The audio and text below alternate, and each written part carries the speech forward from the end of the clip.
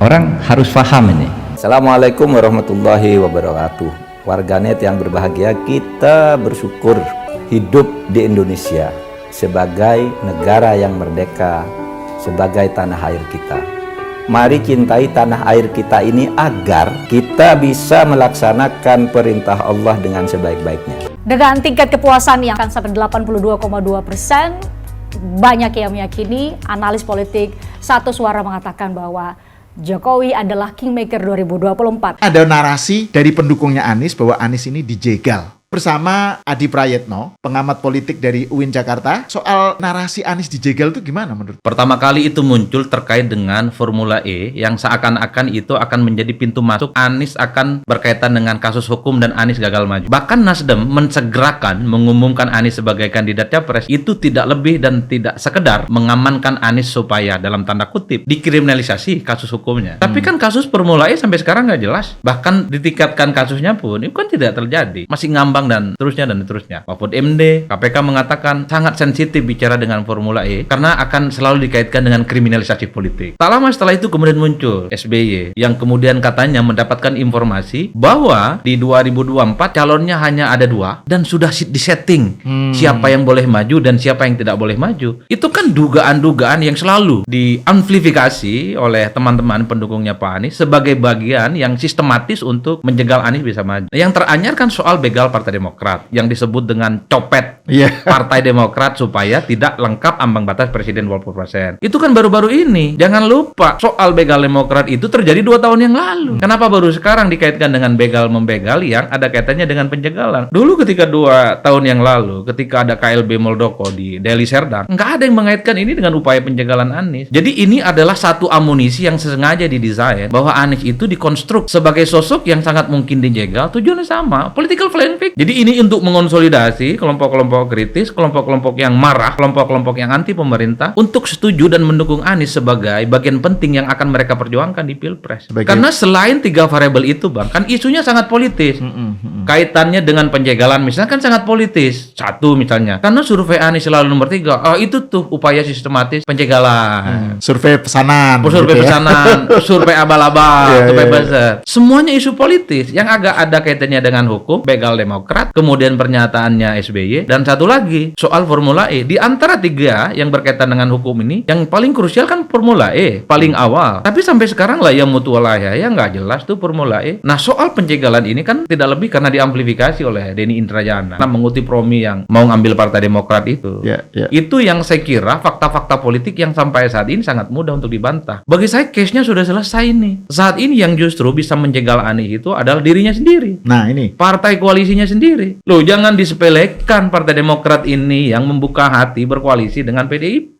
Karena bagi Partai Demokrat nggak mungkin berpolitik lillahi ta'ala di 2024. Nah ini, saya mau Adi mengelaborasi soal ini, soal bahwa yang menjegal itu dirinya sendiri. Kan ini terkait dengan gejolak yang terjadi di koalisi perubahan. Beberapa waktu lalu Partai Demokrat mengultimatum, kalau istilah Adi mengintimidasi Nasdem dan Anies agar segera mengumumkan cawapres, ya kan? Dan implisit yang dimaksud adalah AHY. Ini kan hal-hal yang bukan dijegal, tapi dia menjegal sendiri. Karena kalau menurut Adi sendiri, kalau ini terjadi, Anies wassalam. Iya kan undang-undang pemilu tegas bahwa pasangan calon presiden dan pasangan calon wakil presiden adalah mereka yang diusung oleh partai dan gabungan partai politik yang menggenapi ambang batas presiden 20%. PKS, Demokrat, dan Nasdem genap 20%. Tapi kalau Demokrat cabut, nggak cukup 20%, Bang. Kalau PKS cabut, nggak cukup ini 20%. Kalau Nasdem cabut, ya nggak cukup. Makanya kalau mau jujur, poros perubahan ini kuncinya salah satunya ada di AHY. Kalau AHY bertahan di situ, Anies bisa maju. Kalau nggak bertahan, Anies tidak akan bisa maju karena kurang fungsinya. Di luar Partai Demokrat, rasa-rasanya partai politik yang belum menentukan pilihan politiknya, nggak ada yang tertarik untuk bergabung dengan Anies. Golkar kelihatan nggak tertarik, PAN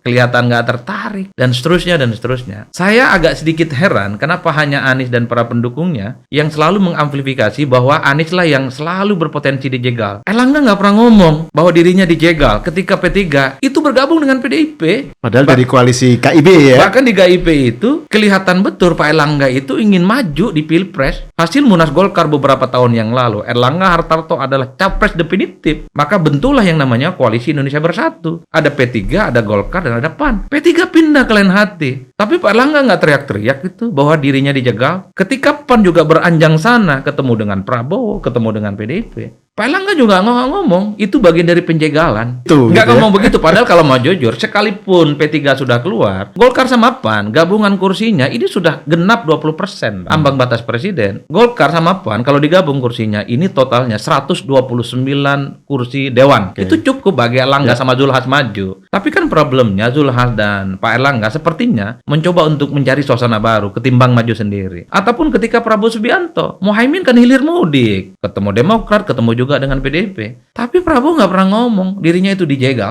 Wajar kalau sebagian yang lain mengatakan bahwa Anies dalam banyak hal dan pendukungnya ini lebih banyak political playing field. Yang ingin didapatkan adalah mengonsolidasi kelompok-kelompok kritis, kelompok-kelompok anti Jokowi untuk terus mendukung Anies Baswedan. Tentu yang ingin didapatkan adalah soal apa yang sering disebut dengan underdog effect. Kan Anies kan dianggap underdog, lemah, dikriminalisasi. Apa yang dapat adalah satu simpati yang ingin dijadikan resource politik untuk modal bertanding di 2024. Bahwa Anies ada kaitannya dengan Formula E, sampai sekarang nggak jelas itu Formula E. Bahwa ada kaitan dengan penjagalan Muldoko misalnya 2 tahun lalu, Bang. Baru ini aja tuh Partai Demokrat ngegas ada kaitannya dengan penjagalan Anies. Apalagi pernyataan SBY yang katanya dapat bocoran hanya 2 poros. Wassalam juga infonya. Jadi selebihnya gampang sekali dibantah. Bahwa di berbagai tempat misalnya Anies ketika melakukan safari politik tempatnya diganti ataupun dialihkan ke tempat yang lain. Saya kira semua kampanye politik itu dilakukan. Dan sampai saat ini Anies aman-aman saja dari kasus hukum dan kasus kriminalisasi itu.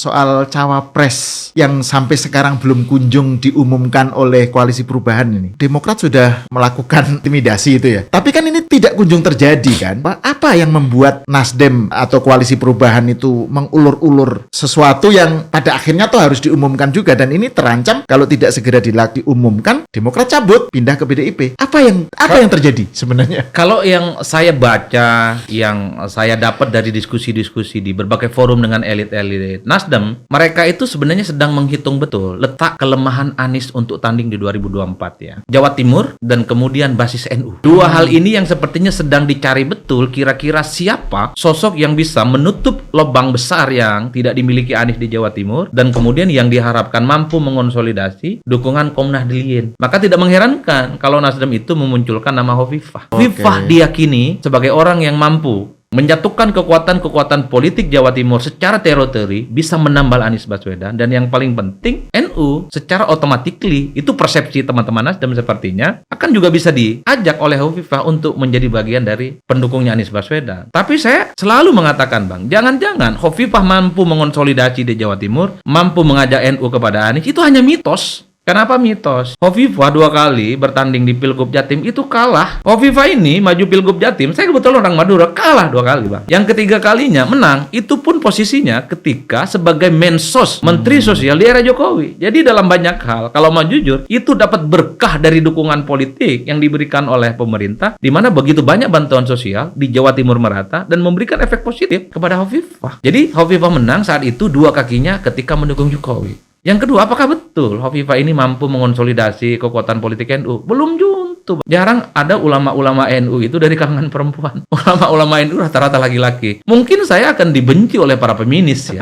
kelompok-kelompok aktivis perempuan. Tapi harus saya katakan, dalam tradisi NU sekalipun, agak jarang pengakuannya terhadap ulama-ulama perempuan. Yang didengar itu adalah ulama laki-laki, fatsun politiknya, petuanya juga kuat. Makanya di pesantren-pesantren besar dimanapun itu, setahu saya, nuwun sewu kalau salah, ya memang kiainya itu rata-rata laki-laki. Nah, itu yang saya sebut dengan mitos, bahwa Bu Hovifah ini ketua muslimat NU, ya itu tidak bisa dibantah. Tapi seberapa besar suara muslimat? Selain memang suara muslimat itu sangat tergantung bagaimana bapak-bapak NU-nya yang bersuara itu. Kalau bapaknya melarang dan tidak memperbolehkan, ya wassalam juga dukungan politiknya. Itu yang saya selalu menegaskan, di mana Anies selalu dikonotasikan dekat dengan kelompok-kelompok Islam kanan. Ketika Anies selalu diasosiasikan begitu dekat dengan PKS, maka di situ juga haram hukumnya bagi NU untuk memberikan dukungan politiknya. Saya terlampau vulgar mungkin ngomong, itu fakta politiknya. Kalau teman-teman yang punya survei, kalau ditanya NU atau atau bukan NU, rata-rata orang NU tidak ada yang memilih PKS. Harapan dari Nasdem ingin merangkul kubu NU itu hampir mustahil lah, karena di situ ada PKS di koalisi perubahan itu. Salah satunya. Siapapun bisa bertanya kepada masyayikh, kepada ustadz-ustadz NU, apakah mereka menerima PKS atau tidak? Totally mereka akan menolak, Bang. Kalau PKS-nya mau sama NU mungkin, tapi NU-nya nggak mau. Ya itu saya pernah lihat itu ada pernyataan dari Ketua PWNU Jawa Timur ya. Mustamar ya, Iya. yang viral itu. Viral yang bilang bahwa pokoknya intinya meminta supaya orang NU jangan milih PKS lah gitu kira-kira. Artinya memang ini dari segi ideologi memang sudah, dari segi paham keagamaan apa memang sudah berseberangan ya. Jadi artinya berarti harapannya Nasdem kalau pakai istilahnya Asmuni pelawak Sri Mulat itu hal yang mustahil dong merangkul NU gitu ya. Terus AHY diabaikan gitu. Iya. Jadi ini Tentu sangat riskan berharap sesuatu yang ideal bisa merangkul kalangan NU yang rasa-rasanya agak sulit, plus memang Hovifah kelihatan nggak mau. Sementara pada set yang bersamaan AHY itu, ini kalau mau jujur, ini kan teman yang nggak dianggap. Anies ini kan hanya mau sama Demokrat tapi tak mau sama AHY. Ya kalau mau kan mestinya tahun lalu dong umumkan Anies sama AHY selesai bareng. Ngapain tengok kanan tengok kiri? tapi mungkin pihak Nasdem juga nggak pede kali ya kalau misalnya Anies dengan AHY itu terus akan menang gitu. Menurutmu gimana? Mungkin salah satunya karena begini, NU ini kan merupakan ormas terbesar yang saya kira memang distribusi sebaran dukungan politiknya signifikan. Jadi sepertinya Nasdem dan Anies ini melihat pendukung-pendukung NU jangan hanya ke Ganjar dong, jangan hanya ke Prabowo. Kan di situ ada PKB, kemudian NU juga diincar sebagai pendampingnya Ganjar. Apa nggak bisa nih Nasdem juga berusaha untuk cari pendamping dari kalangan NU. Cuman problemnya tokoh-tokoh NU yang di-mention itu rasa-rasanya nggak ada yang mau. Ini soal mazhab politik yang beda aja sih, Bang. Coba sebutkan, bisa tunjukkan ke kita semua. Siapa tokoh NU yang kelihatan mau sama Anies? Nyaris nggak ada, Bang. Kan itu yang sepertinya yang saya sebut antara the sign dan the solemn itu agak beda. Sesuatu yang ideal yang terjadi itu beda betul. Nah, itu yang kemudian membuat kenapa Partai Demokrat sepertinya mulai nggak happy nih. Timbang selalu sebagai teman nggak dianggap, ya sudah. Kasih deadline sebulan kalau nggak ada pengumuman cawapres, maka selama itu juga maka akan mengevaluasi dukungan politik. Kan bocorannya yang sampai ke kita-kita, yang didesakkan untuk diumumkan itu bukan hanya soal siapa cawapres Anies, tapi yang diumumkan. Emang siapa lagi sih yang ditunggu? Kan itu saja ceritanya. Dan kalau itu nggak kejadian, Demokrat cabut? Saya meyakini iya. Demokrat ini 10 tahun pernah berkuasa, Bang.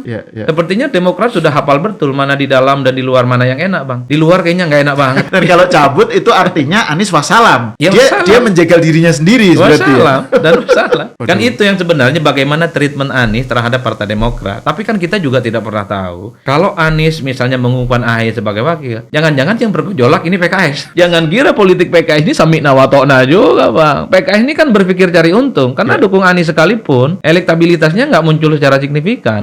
Basis pemilih Anies dulu yang pilihan politiknya kepada PKS di 2019 sejak diumumkan oleh Nasdem ini PKS, banyak pemilih PKS yang pindah ke Nasdem. Jadi teman makan teman aja. Itu yang sepertinya dikalkulasi betul oleh PKS. Jangan dikira PKS ini nggak bergejolak. PKS itu kan satu kuncinya. Jadi Dewan Syuro mereka itulah, bukan yang tiap hari ngomong itu, bukan. Begitupun Demokrat kuncinya SBY. Dan selama ini kita belum pernah menemukan pertemuan-pertemuan yang intens dilakukan oleh SBY dan Pak Surya Paloh misalnya untuk menunjukkan keseriusan antara elit ini di poros perubahan gitu loh, Bang. Jadi tapi kalau kita Pak SBY dan Surya Paloh belum terjadi ya? Belum terjadi. Setelah ada koalisi perubahan ini? Setahu saya sih belum ada ya. Kalaupun toh ada mungkin tidak ada yang tahu. Ya bagi kita orang jauh kan tentu yang dilihat apa yang muncul di permukaan. Tapi sekali lagi Bang Sahar, kalau kita ngomong begini selalu dibilang provokator. Padahal ini adalah fakta, kejujuran yang kita sampaikan. Ya kadang memang kejujuran itu pahit. Kulil haqqu walau kana murrun. Nah, kita sama-sama pesantren nih keluar nih. Katakan yang benar meskipun itu pahit. Betul. Gitu. Ya. Kadang begini, kadang kita yang bukan politisi ini berpikir seperti politisi gitu. Betul. Sementara politisi itu berpikir begitu akademis. Jadi kalaupun toh bukan AHY, ini perubahan akan tetap langgeng. Itu kan pikirannya anak pesantren, akademisi dan ilmuwan gitu loh, Bang. Berpolitiknya lillahi ta'ala dan tulus. Nah, sementara kita nggak mungkin kayak gitu. Politik itu untung rugi, ngapain kalau nggak nguntungin masih bertahan, kan begitu ceritanya. Nah, semoga Allah senantiasa menuntun kita di jalan yang diridhoinya. Aku qouli hadza, astaghfirullah li wa lakum. Wassalamualaikum warahmatullahi wabarakatuh. Terima kasih.